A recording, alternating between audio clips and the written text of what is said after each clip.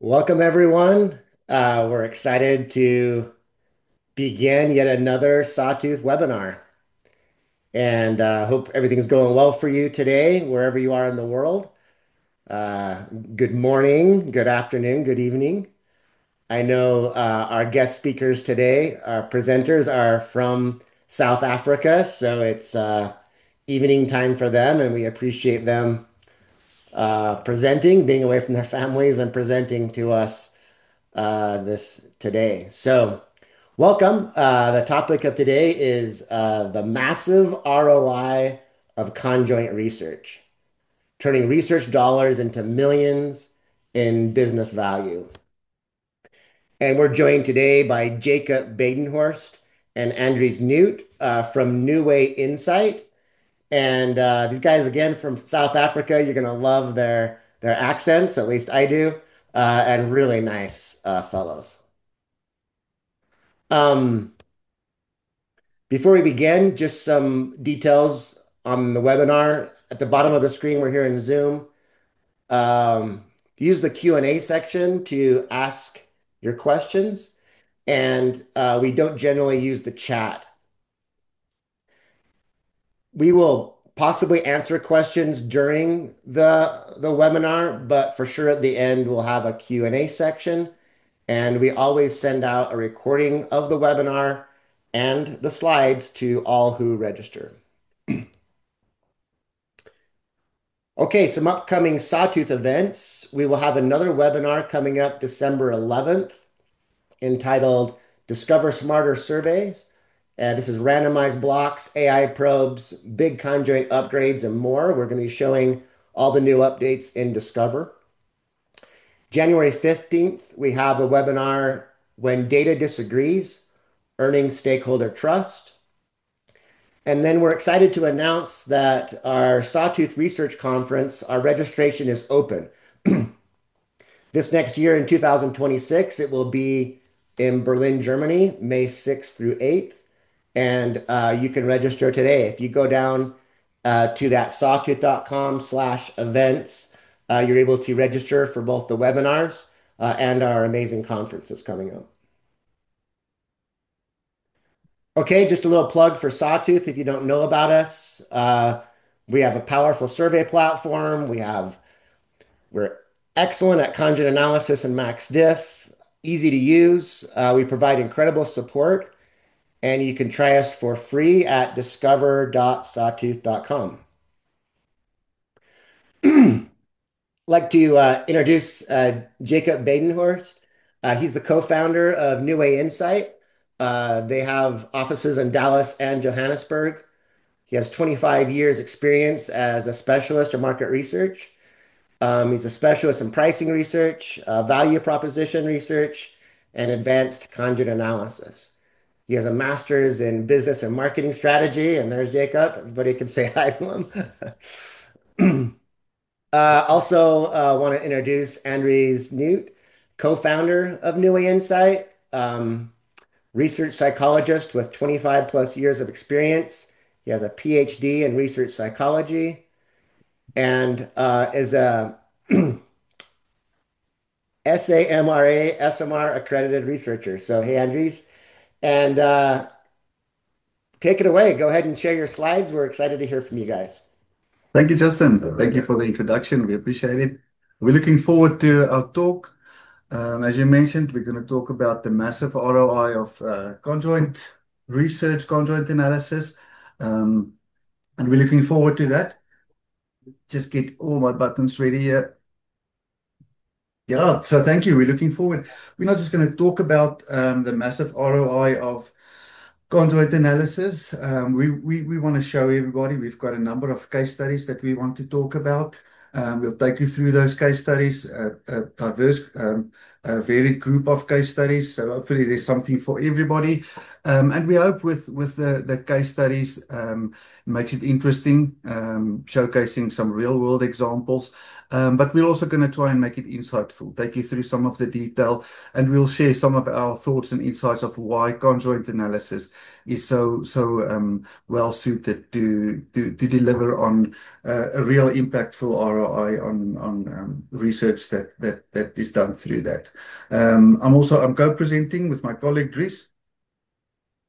Good evening, everybody. Yes, we are looking forward to the session and sharing some of our projects and some of our thoughts with you. So as mentioned, we're going to start with the case studies. We've got a number of case studies, varied industries, a varied background. Each case study has got a different problem, slightly different approach with the conjoint analysis that we did. So hopefully there's something for everybody. But we're also going to just expand a bit on the why we believe. I mean, it's just our thoughts, a bit of background and theory of why we think conjoint analysis delivers such high return on investment on the project. It doesn't, and then again, also how to use conjoint to really maximize the ROI. That's not always an easy question. You have to be really good at doing research, which isn't a quick answer. But I think there's some guidelines that we can give and provide to give a sense of, I think, what's the right things you need to do to really deliver on a high ROI.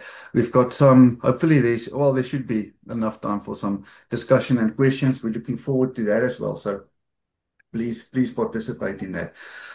Before we start with the case study, just a very quick background. When we founded New Eye Insight, we really formed the business with the purpose of informing strategic business decisions with deep predictive customer insight. And I mean, that's the predictive nature of conjoint allows us to really work towards delivering on that goal. And it's with this focus that we did these projects, came across these case studies, delivered on our clients' expectations.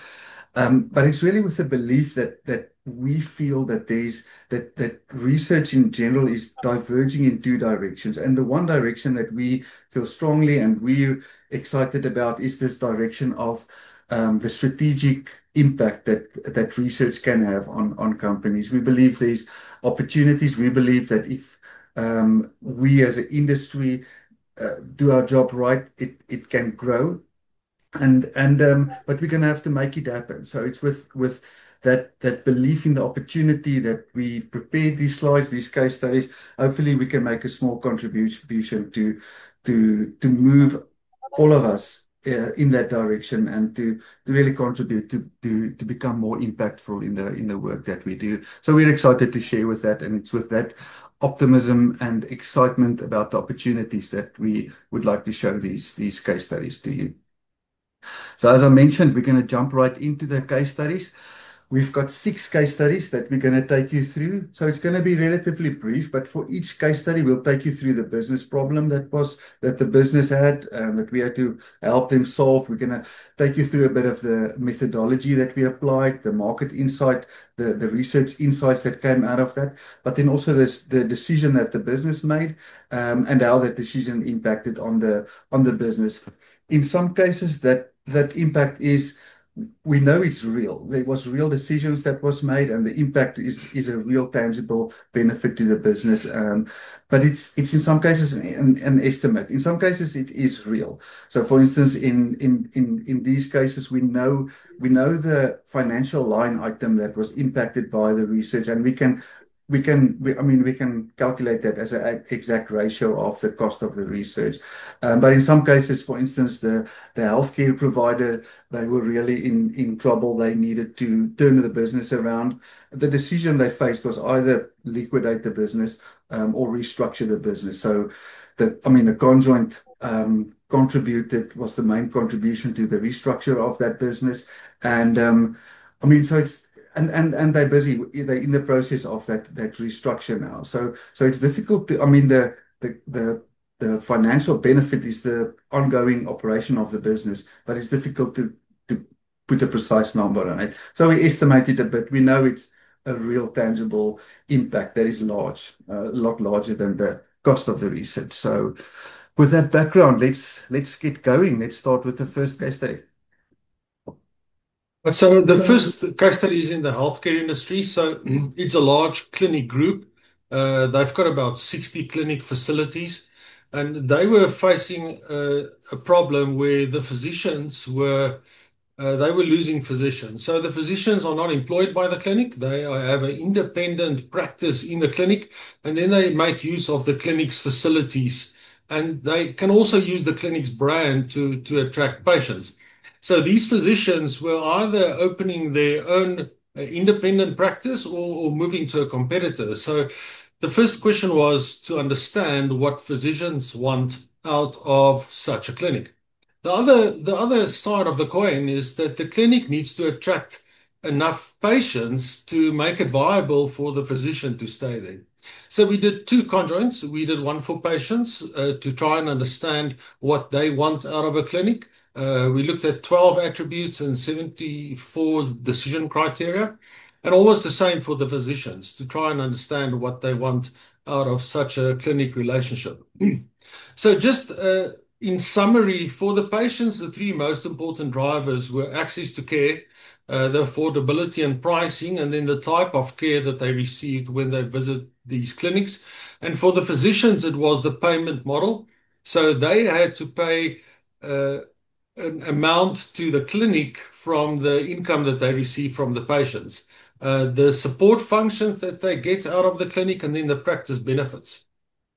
The first thing we realized was that there were different segments in these groups. So for patients, there was a cost-conscious segment. So these patients just wanted a quick consultation without paying too much. And then there was another quality care segment. These patients really wanted in-depth consultation, and they relied on the doctor to make the decisions for them. For the physicians, there were ambitious earners and patient care advocates. And then there were two other segments, autonomy seekers and flexible hour enthusiasts. Now, these last two physician segments, they really joined the clinic for the flexibility that it provided. So what we did is we looked at a strategic fit between the different doctors and the different patients. So at the top, you will see the quality care patients, really the ambitious earners and the patient care advocates practitioners who are ideally suited to look after these patients, where the other two physicians who wanted some flexibility in their working day, they were ideally suited for the cost-conscious patients. So the strategic direction that we proposed was that the business almost diverged into two separate entities. One which patients could visit, quickly get a consultation, get their medication, and the other one was more in-depth. So that was the decision that the practice made. They almost diverged into two different practices, one caring deeply for patients, while the other one was looking after the patients who really were cost conscious and just wanted a quick consultation. So the decision was made. They are restructuring the business, and as far as we understand, they are doing exceptionally well because what they did was they matched the needs of the patients with the drivers that the physicians had the most important to them. Our second case study is in the banking industry. So this was a bank who wanted to onboard more credit card customers. So they looked at their customer base and realized that a lot of the customers that they have don't have a credit card, and they wanted to almost entice them to take up the credit card offering. So while we looked at 16 attributes of the value proposition that they designed, it was more in terms of understanding different segments in the market. So we identified 6 market segments. Those customers who wanted to earn more money, those who really looked at the brand, a cost-conscious segment, value seekers, those who wanted to manage their money better, and those that were really looking at security as their main focus. So the bank decided to target 2 specific customer segments, the value seekers and the cost conscious. group, and we designed advertising for them. So for the value seekers, we designed a custom message, and as well for the cost conscious. And we made sure that these messages resonated with what customers valued the most. We also had a generic marketing message. And what they did was they took the results, they overlaid it into the database of the bank, and identified existing customers that fall into these two segments. Then they used the banking app and they targeted these customers with specific messages. So half of the customers got the customized message, and the other half got the generic message. And you can see from the results, these results show the click-through and application started rate. So for the value-seeking customers, those who received the generic message, there was a 7% click-through rate, while those who received the custom marketing message, we found a 26% click-through rate. For the cost conscious, it was almost the same. 17% of the customers clicked through and started the application process when they received a message that was aligned to their needs and their values. And really, this just shows how Conjoint can be used to design marketing messages that resonate with a specific group of customers, and that you can entice customers with the right messaging based on the Conjoint results. The third one was in the automotive industry. Hyundai wanted to import the H1, and they had the flexibility to decide what features and benefits they wanted to create. So we did a study. They had two versions of the H1, a crew cab and a panel van. We did the research, and it really was to understand who are the segments and what is the feasibility. Should they import the Hyundai H1? And we identified two specific segments. For the crew cab, it was really large families who loved the outdoors and sporting events. And for the panel van, it was really small business owners who wanted a vehicle that they could use. And again, we designed custom marketing messages specifically targeted at these segments. And this is a study that we did quite a while ago, and we decided to include it because you can see from the graph at the bottom, they had consistent sales over the last 7 years based on these two segments that we identified for them. Great. So I'm going to move on to the next case study. This was particularly a price optimization study. It was in the agriculture industry amongst farmers. So the companies were selling seed, corn, maize, and soybean primarily.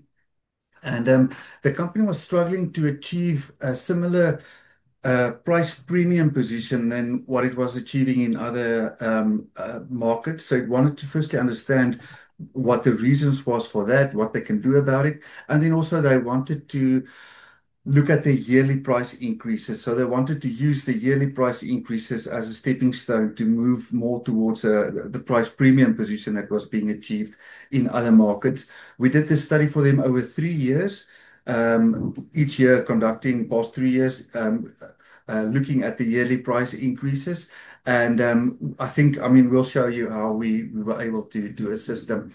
What's as it's primarily a pricing study. So I mean, the primary focus of the study was on price, but there's a surprising level of technology and yield traits that can be built into different kinds of seeds. I mean, through the science that they apply, anything from the how early the seeds mature, how consistent and stable the yield is, tolerance against drought, tolerance against pesticide and herbicides, tolerance against drought. So they wanted to understand the price increases in context of the different technology and benefits that farmers can get from the seeds that they buy. We did a adaptive choice-based conjoint. We used some pricing which worked excellent to attach the current price premium that's currently attached to these different yield benefits. Yeah, and we were able, I think, to do a very nice study. We did the study. We came up with a market simulator. a nice price simulation tool where they could adjust the price increases and then look at the share of preference, the extrapolated market share that they can potentially attract through that. But we took our typical workshop approach, sat with them, and worked through a couple of scenarios, but we quickly realized that we're going to sit there for days. I mean, there's literally thousands of potential price iterations between the different products and the different um, uh, yield technology benefits that they can deliver. So we took a next step. We used the Sawtooth simulator. This is where what you do is you can input the ranges within which specific products and the product portfolio needs to be tested amongst. You can give it different increments. We gave it a $25 increment in which it needs to test, and then it can run within those thresholds. It runs all the potential combinations in those price increments. So it was about over 20,000 simulations that the software did. And what we're then allowed to do is we can plot in this case we plotted the 250 highest most potential price optimal simulations. We plotted on this graph. So you can see, for instance, we're plotting total market share or share of preference, as well as the potential income that we got. We couldn't I mean, you can do this for profit as well. In this case, we ran with income and market share.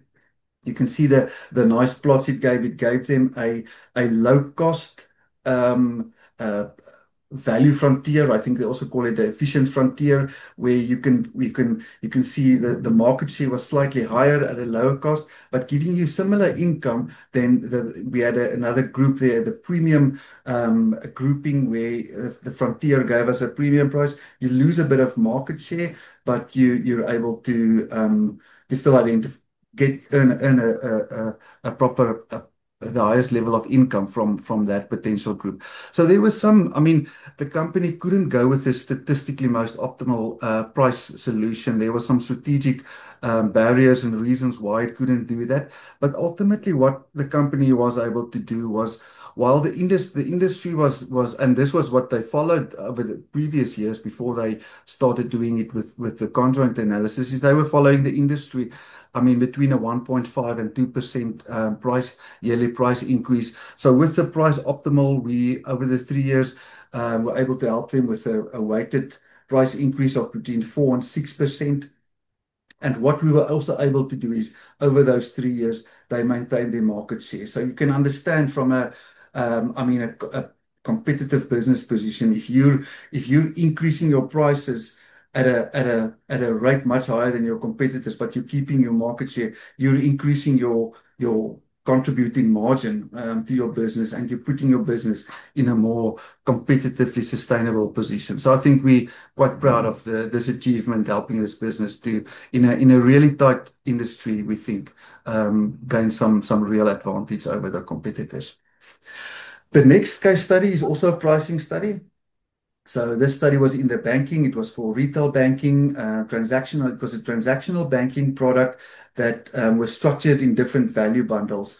And the bank wanted to firstly understand the trade-off that customers made between paying per transaction but a lower fixed monthly fee, or paying a higher fixed monthly fee but a lower transactional cost, and then mixing and matching that with different value bundles, different features, rewards like travel benefits or insurance benefits, or I mean even movie tickets and gym membership, value adding offerings like that. So a lot happened in this study. Ultimately, the bank, they did redesign their anchor transactional product based on the conjoint they did. But what we want to highlight is, one of the analysis that we did is a willingness to pay.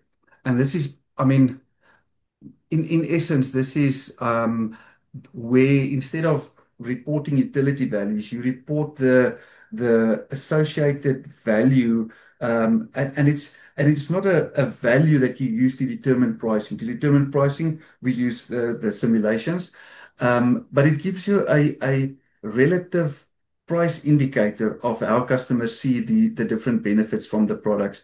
And we looked at this across all the different features and benefits that they were doing. What came up was particularly with the insurance coverage that they were providing. They were providing free insurance coverage for customers on that bundle. And what they realized was that the willingness of customers to pay, even though the bank was providing these for free, but it still cost them money.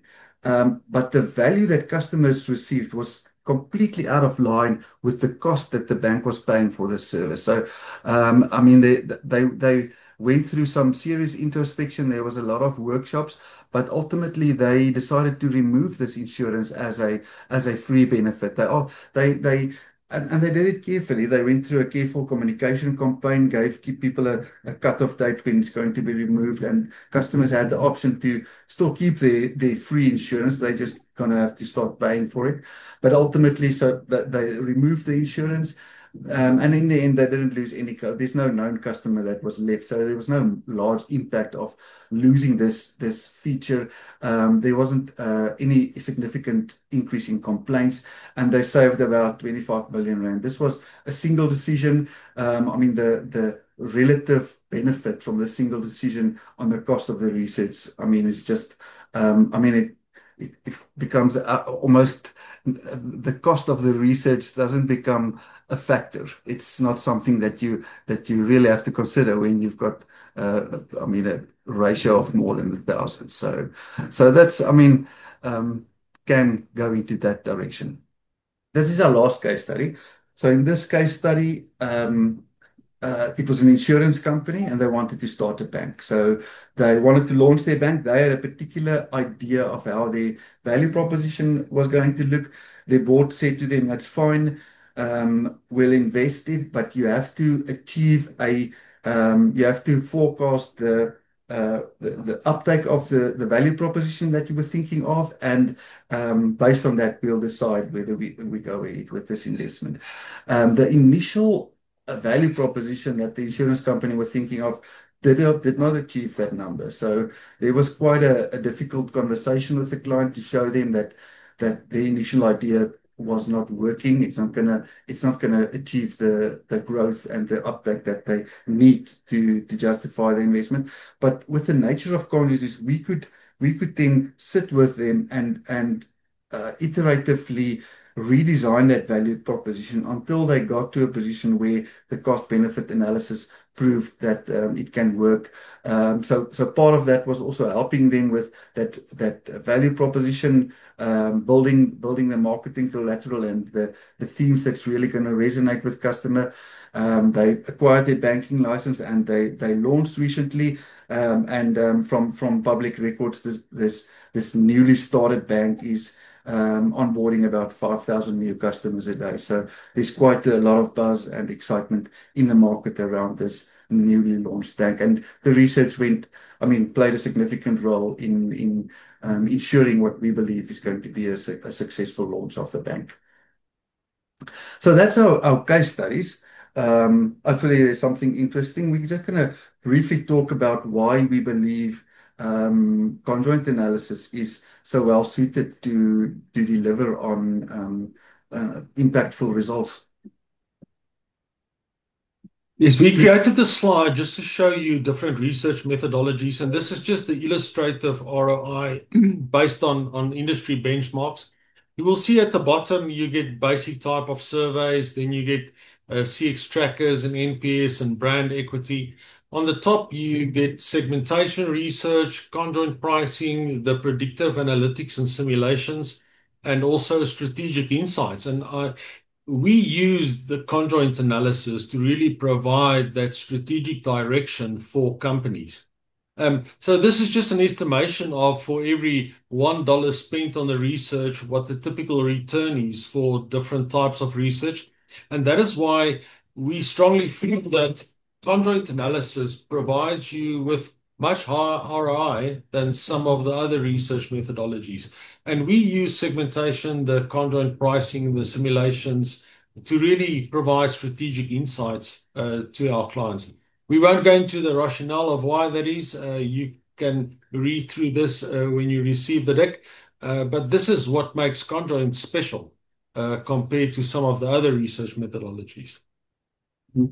And we think that as I said in the beginning, we I mean we've been doing this for both Chris and myself for 25 years in doing research. We sense that there's research is moving into two divergent groups, and they kind of mutually exclusive. If you think about the resources and the skills and technology that you need to apply, it's moving in different directions. That's going to make it difficult for companies to really do both. The one route is the commodity path.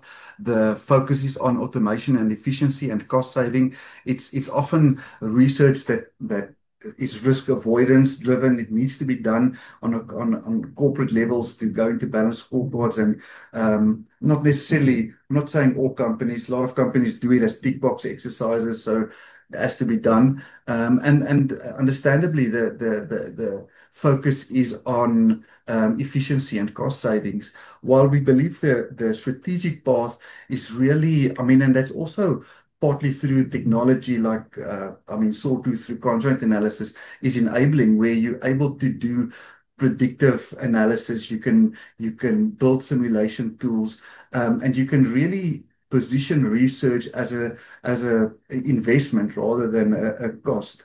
And in the case of strategic path, things like automation and efficiency becomes less important. In fact, it's sometimes gonna hinder the output. You need more flexibility, standardization, expert skills. You need to be able to be flexible to really deliver on a high ROI in those strategic type of projects. This is just our bit of theory, some reading material if you want. Why we think Conjoint is so well suited to provide our ROI. Firstly, Conjoint is a non-judgmental way of looking at a market. It's predictive by design. I mean, Conjoint, by its nature, predictive choices that customer made. It's strategically aligned, where business, if you do your business strategy correctly, you have to make mutually exclusive choices, which perfectly aligns with the way that Conjoint is structured, and then it easily scales through simulations. So if you look at a lot of research studies are done as performance metrics, it's done as a tool to evaluate if people are doing their work. It's a bit of a judgment, and we've done a lot of this type of work. It goes into KPIs and balance scorecards and people's performance bonuses, and there's a lot of criticism and rejection when you get to that point. I mean, Edward Deming said you can't learn from something if you're being evaluated by that same instrument. And we believe this limits ability of customers, of clients, research users to really learn and extract a high ROI. While Conjoint is really just a mirror, it's a reflection of the market. It's a reflection of the choices that customers make. It's explorative. Its purpose is to understand, and that allows businesses to look at it from an innovative and a creative perspective, and that allows learning and improvement and delivers a high ROI. Its predictive nature, if you look at the book Satisfied Customer, and the founder of the American Customer Satisfaction Index, Klaus Fornell, he said that in his book, the purpose of research is to predict the future. The ACSI also a strong predictor of business performance, the way that he developed it. And what it comes down to is that if you want to make strategic decisions, you can't do that by looking in the rearview mirror. You have to be forward-looking. And again, the predictive nature of Conjoint supports that ability to look forward at what customers will choose. If you look at just the strategic nature of how companies should make, and this is not all companies don't do it like this, but you're supposed to make strategic decisions through choices. You need to make mutually exclusive choices. Michael Porter said it. Roger Martin, following in his footsteps, and A.G. Lafley, very nicely described in these books how companies need to make strategic choices. You have to make mutually exclusive choices. And where Conjoint is supportive is you really just need to make these business strategy choices. You just need to translate that into customer choices. And then, I mean, let the customers tell you what's the best choice. So it aligns to the nature in which businesses make strategic choices, and then of course scaling through simulations. I mean, in some cases we even, I mean, some time ago, fairly recently, a customer phoned us from a study we did 18 months ago for them. They were just re-looking at prices. It wasn't new, but it was at that stage the best option they had to really look at the simulation tool themselves, and they just wanted to check if they were interpreting everything correctly. But of course, I mean, very powerful tool that Conjoint that enables to help businesses make decisions and move forward. So in the last section, we're just going to share some of our thoughts about what you need to do as a researcher to deliver on that ROI. And you typically find yourself in a situation where customers look at the research cost, and it's sometimes very high for them. We regularly get asked to uh, put in a discount for them, and they don't necessarily realize the ROI. So they only see the high cost of the research project and don't realize the ROI. And it's important to start changing that narrative. So instead of talking about the research cost and the output, we need to start talking about the strategic value and the ROI that can be gained through this type of research. And by changing that narrative, customers don't get stuck in the investment that they need to make, but they start focusing on the high ROI that they can get. So we developed what we call a value creation pipeline. So if you want to get to that ROI, and then there's certain things that you need to do right. And this is really a view of the entire research process. And it starts with correctly designing the research, making sure you have clear objectives, and that you answer the customer's hypothesis. The next one is in terms of the data collection. So you need to make sure that there's robust data, that you have quality data that is representative of the target audience that you want to measure. The next stage in the process is in terms of the insights that you gather. So it's important to translate those insights into meaningful and actionable things that the business can do. Sometimes the insights are left very high level and you don't get to those actions that they need to implement. And then it needs to become part of their strategy. You have to turn those insights into strategic choices and priorities that the business needs to take. And finally, in terms of the implementation, so we help our clients quite a lot. The implementation is sometimes where the research falls flat. If they are not accurately implemented, on the basis of the insights that we gather, then you're not going to get that ROI in the end. So we've got an entire implementation program that we take clients with, and we help them to implement the research results. And finally, if you do all of those things right, then you'll get to that ROI. And it's also important to measure the impact of the research and demonstrate how those insights translate into growth for the business, either financially or for the brand. So that is the process that you need to take to get to that ROI. But unfortunately, there's what we call value leakage. So if you don't get all of these right, you are not going to get that ROI in the end. So in terms of the research design, if there's unclear objectives, you're asking the wrong questions, you're not measuring key metrics, then it is going to affect the ROI that you get in the end. In terms of data collection, poor data quality, inconsistent data collection, focusing on the wrong target audience. When we get to the insights piece, misinterpreting the results or getting to wrong conclusions or applying the insights in isolation and not taking the business context into account can also then diminish the ROI. In terms of the strategy, insights aren't translated into clear and actionable plans, or there's vague goals and you don't address the real issue.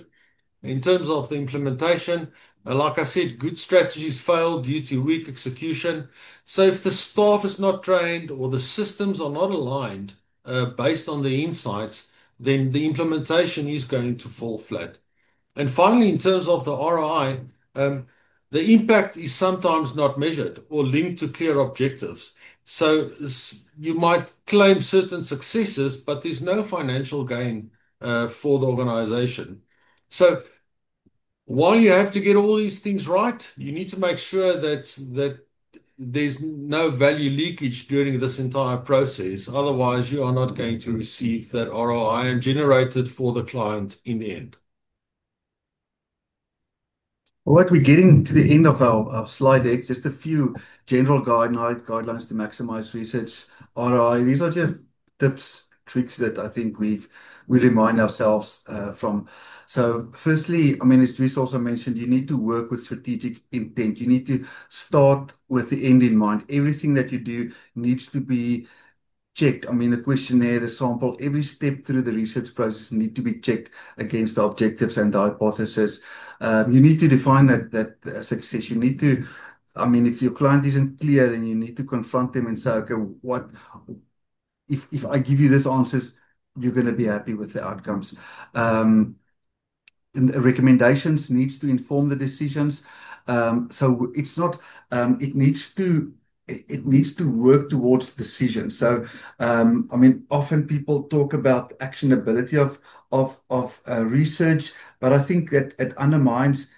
I know that word action plays. I mean, it's buzzword sometimes, but it's really working towards decisions. If a decision is made, we're going to start this bank.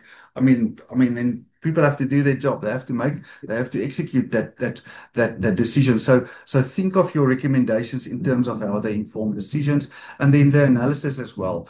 I mean, we typically do the descriptive results while we're still finalizing the field work. So we start sharing the descriptive results, getting some feedback from the client to understand, because the real work starts to really delve into those insight nuggets that's going to be aligned to the decisions. A bit about building a high quality process is trying to be as transparent as possible and give the client a full data audit trail. You need the client to completely trust the data. If you're going to sit in a meeting and there's going to be questions about, but who did you speak to, and all kinds of. I mean, if they're going to question the data, they're not going to move on towards making decisions. So provide a full data trail, be transparent, get the trust in the data out the way so that you can move towards making decisions. Have an insider. So you need, when working with clients, or if you're a client, be an insider. That it's in your interest as well to position the research in terms of the business context, political awareness. And just preparedness for different stakeholder groups to make sure that you position the research correctly. This type of research requires flexibility. I mean, often you have to redo workshops. The message doesn't land. You have to engage with the customer again. It goes over time. You have to reschedule. And that's required. If you want to get buy-in for decisions, you need to be flexible. And then part of that also is to make sure that your budget is ROI aligned. If your budget is going to be focused on limiting hours and I mean, if you're going to have a budget that needs to be extremely efficient, you're gonna struggle, I think, to meet the requirements of a really impactful research study. This is our views, might differ from us. And then engagement with the client, engaged as early as possible, engage as broadly as possible. We share with as many teams as possible, and we in a polite way try to be insistent on that we really engage broadly, and then equip the client, equip them with tools, simulation tools, pivot tools, comparison tools that they can delve into the data and get an understanding and feel empowered by the data that allows them to make decisions on that data. So lastly, just some key takeaways. I think the first one is the research cost versus the research ROI, and start having a discussion with clients about the investment and that it's not really a cost. And what we also saw was the ROI of research rises exponentially when linked to high impact business decisions. You need to support the business to make those decisions that is going to lead to that ROI. And the other one is the value creation versus the value leakage. So value is created when the insights guide those important decisions, but it's lost if the research is not properly executed. And finally, just our view of why conjoint analysis provides these types of ROI. We're not going to go into detail. I think everybody on the call will understand this. So it really quantifies customer value. It moves beyond stated preferences. And because it's real world trade-offs, you get into the customer's mind and understand what they want. It also helps you to optimize pricing and revenue, like we showed in our examples. It also assists with winning value propositions. So it helps you to do that uh, price value trade-off and make sure that you design those value offers in such a way that it either maximizes revenue or customer conversion. And then the predictive simulations, we don't have to explain. I think everybody understands the simulations. It reduces strategic risk. So it provides evidence-based insights that the organization can trust and can make decisions on. And then finally, it delivers exceptional ROI and informs those high-value decisions across pricing, product, CX, and marketing. And these are just some of the reasons why we believe that conjoint analysis is ideally suited to provide these ROI for our clients. Oh, thank you. That's our story. Hope it was interesting and somewhat informing as well, and gave some ideas. Justin, I think over to you. Yeah, excellent job, guys. So interesting. Great stories. Love your case studies there. And thank you for being open and being able to share with the rest of us your secret sauce and what makes you guys so great. Um, yeah, we'll get to Q&A here in a second. Just a reminder of our upcoming events, right? Two webinars coming up there in December and January. And then our conference, our Sawtooth Research Conference. Check out these events and register. Today, we're excited to announce we're actually launching a podcast. So if you're out in the car or mowing the lawn or whatever, listen to us. We're interviewing folks, and some of our webinars will be redisplayed on the podcast. So it's the Real Research Podcast from Sawtooth. You can find us on Apple Podcasts and also on Spotify. Yeah, and check us out. Try us out for free at discover.sawtooth.com. With that, let's see. We have a few questions here, and you can also see Jacob and Andrews, their email addresses here to reach out. I'm sure they'd love to chat. Um, let's get to the Q&A. Thank you. Thanks, Justin. I think I'm going to start with the first question. To what extent do you recruit participants against persona profiles and versus let the analysis identify segments? That's a very good question. We don't, I mean, and you get up against that. Companies typically already have some kind of segmentation. Sometimes it's just income based or it's based on demographics. And they often feel quite strongly about that. So typically, we don't try to work against those profiles. For instance, in the banks, we particularly recruit our sample design is based on their existing persona or segment profiles. And then, I mean, our analysis, we either cross-tabulate between their segments to see if there's maybe overlap or there's alignment between the conjoint segments as well as their segments. We've also done it before where we integrated. We did do a bit of a decision tree where you segment based on the first layer of segmentation is the existing segment, and then you segment the second layer on the conjoint data analysis.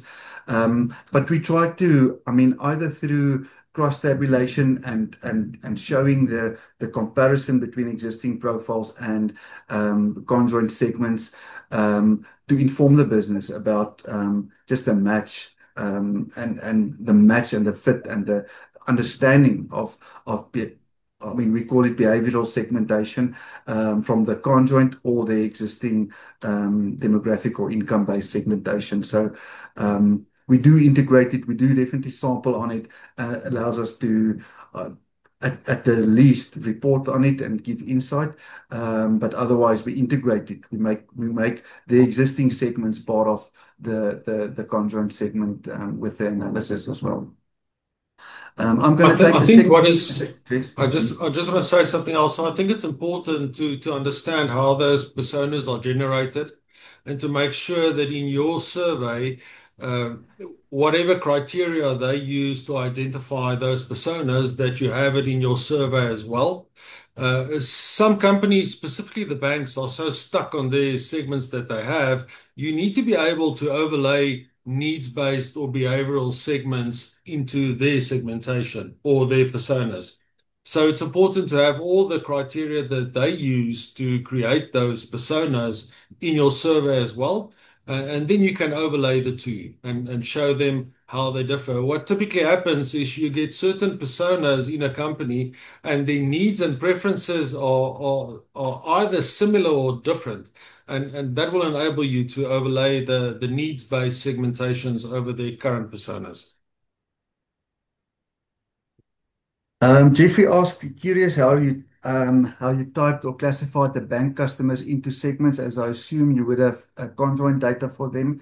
Yes, so that was, I mean, we didn't explain it thoroughly, but it was a fairly extensive exercise that we did. We have an advanced analytics team that supported us particularly on that project with some analysis that's very specific in terms of generalizing those. We use the conjoint to identifying criteria, and then we worked with the advanced analytics team of the bank as well, and we extrapolated those criteria onto their customers to see if we can identify the customers.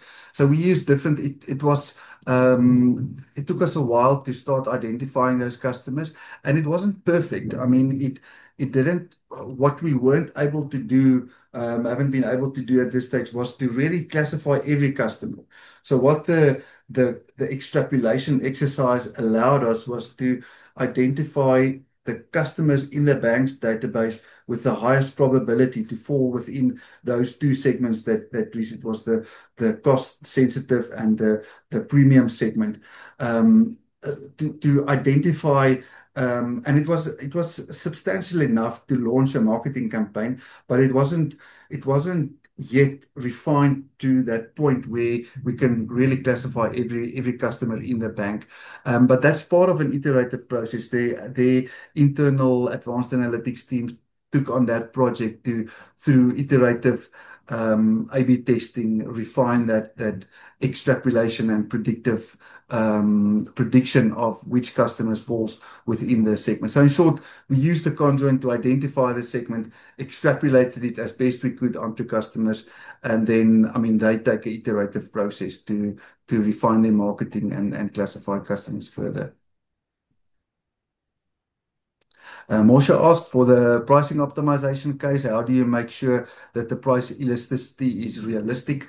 So it's fairly, we ask, I mean, I don't think I'm going to thoroughly answer you at this case, but we do make use of a fairly, I mean, the questionnaire is extensive. It's not just a short price conjoint with 4 attributes that we test.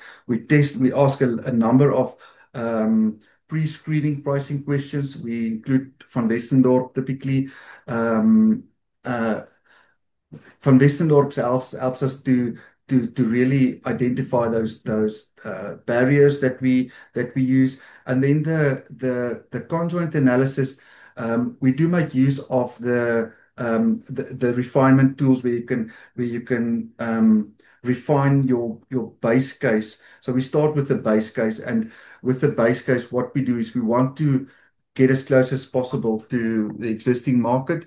And I mean, and then we trust our process to really make sure that it's realistic. And that's where I think a bit of, I mean, where it's an iterative process with the client as well. I mean, it needs to be checked with internal data and with historical price changes and what the impact was. So it's quite a number of um,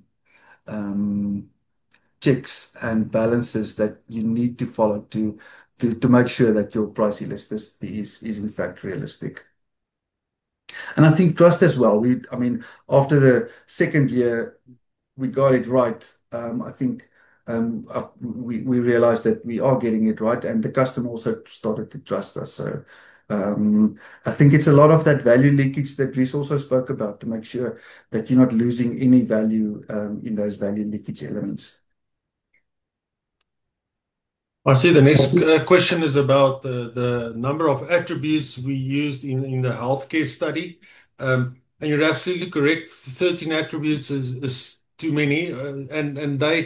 We had to use those many attributes because there were a lot of decision criteria that doctors evaluated. But it's impossible to have 13 attributes in a trade-off set. So we use pre-screening questions where we show the different attributes, and then customers, or in this case, the physicians, rank those in terms of importance. So they get exposed to all 13 attributes, but we only take their top 6 or 7 attributes into the conjoint. So we make use of screening questions to identify the priorities and only the most important attributes going to the conjoint trade-off set. And I see the question is about how many practitioners or how many doctors did we speak to? We spoke to about 150 GPs. The GP population is sometimes very homogeneous, so you don't need such a big sample. The 150 were sufficient for us to get a realistic indication of what their preferences are. Yeah, so we spoke to 150 physicians in that study. And then I think the next question is, Natasha, does the size of the business, especially a smaller customer base and limited product lines, meaningfully impact the quality and reliability of conjoint outcomes? And if so, how should micro small businesses think about using conjoint wisely despite these constraints? So yes, I mean, absolutely. I mean, some of the case studies we used were mostly fairly large businesses. But small business can absolutely use it in an impactful way. It can often be done cost efficiently. If you're thinking of small customer bases, I mean, conjoint analysis allows you to really look at the data on an individual level. If you get your attributes and the number of attributes the customer has to rate right, you get a very strong indication of each respondent, what their choice preferences are.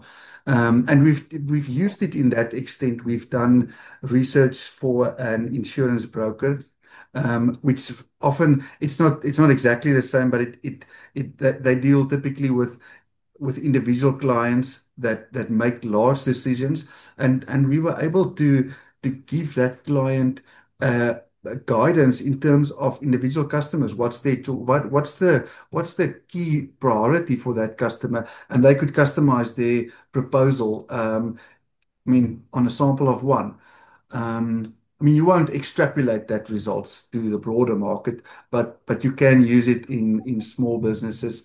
We've also used conjoint in small business environment where, and in a B2B environment where you build what we call a typing tool. So typically the conjoint then tells you you identify segments, for argument's sake, or different groups or customers with specific priorities, and you give the sales agents or your group of your engagement staff a set of questions, 4 or 5 or 6 questions that they can either ask informally or they can ask through a structured small questionnaire. And then that output tells you about what their priorities are. The conjoint told us these customers want these specific things, and the sales agents or your engagement staff can then use that typing tool as a way to understand their customers in a really quick way. So the conjoint guides you in terms of what those 4 or 5 quick questions are, and can really, I think, improve the interaction and the efficiency and the success rate of small business as well. So we have done it, and it does work in that way.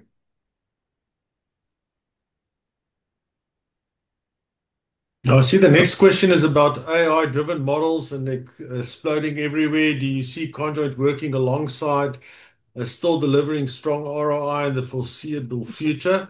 I wonder if this is not a question for the Sawtooth team to give an answer on.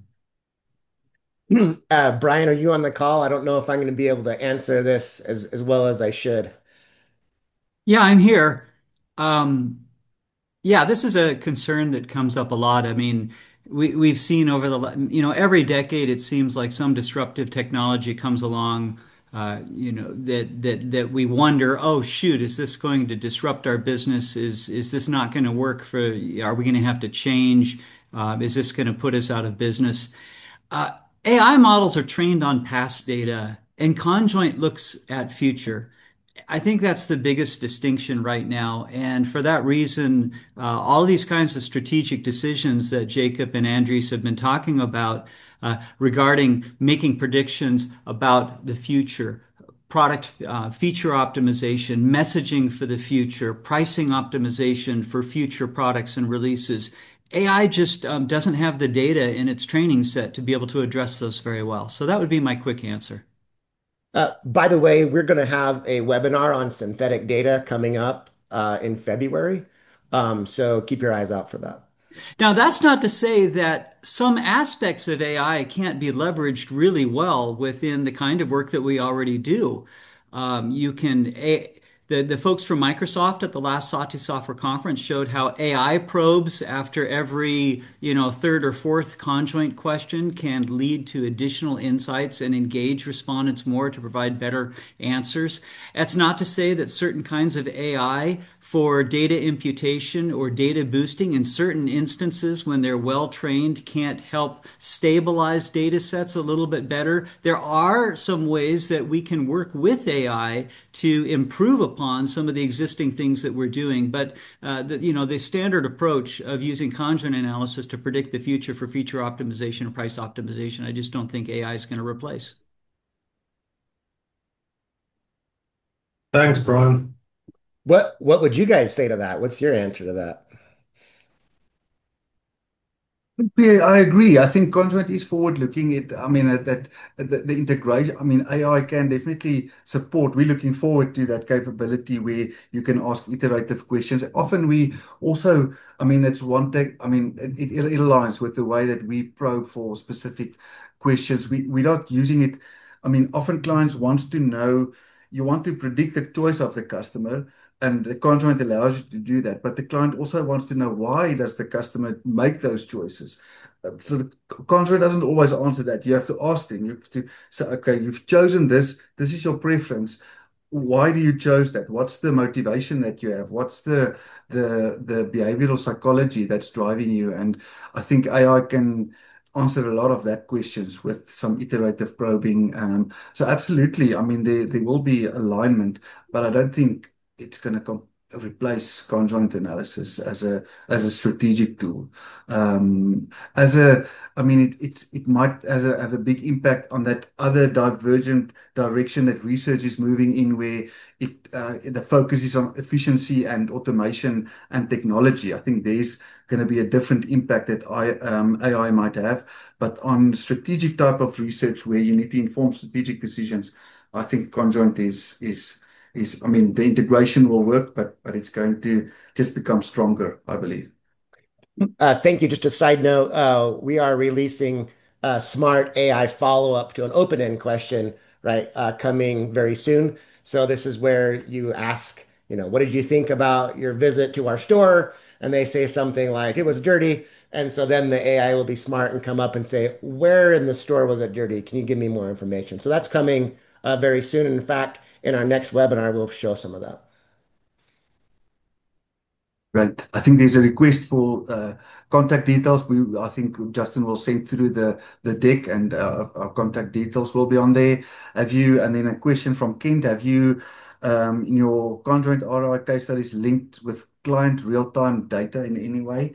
Um, Not particularly. I think I'm not sure if your question is referring to, for instance, real-time customer feedback dashboards. And we've done a lot of research in that area. And I mean, we still now and then do some of that where you get real-time feedback from customers on a dashboard on some kind of response rate. So we don't see conjoint.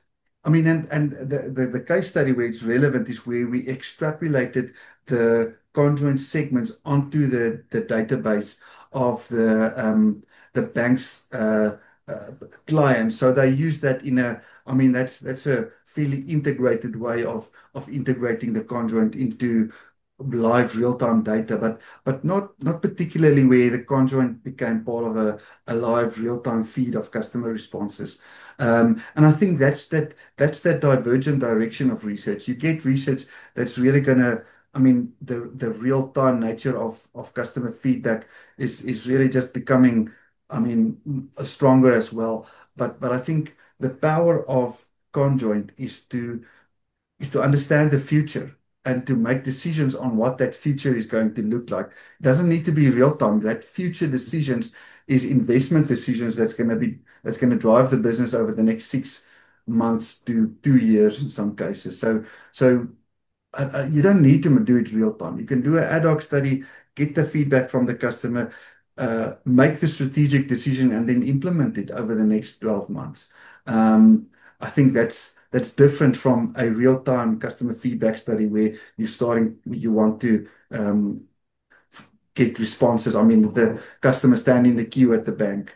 How long was the queue? You want to get that feedback in real time, and the conjoint is not that. I think conjoint is something that is forward-looking, answers your strategic decisions.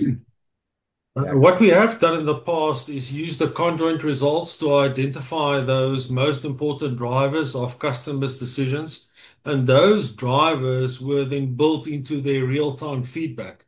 Because they understand that these are the most important things for customers, these are the things that you need to track over time to make sure you stay on track.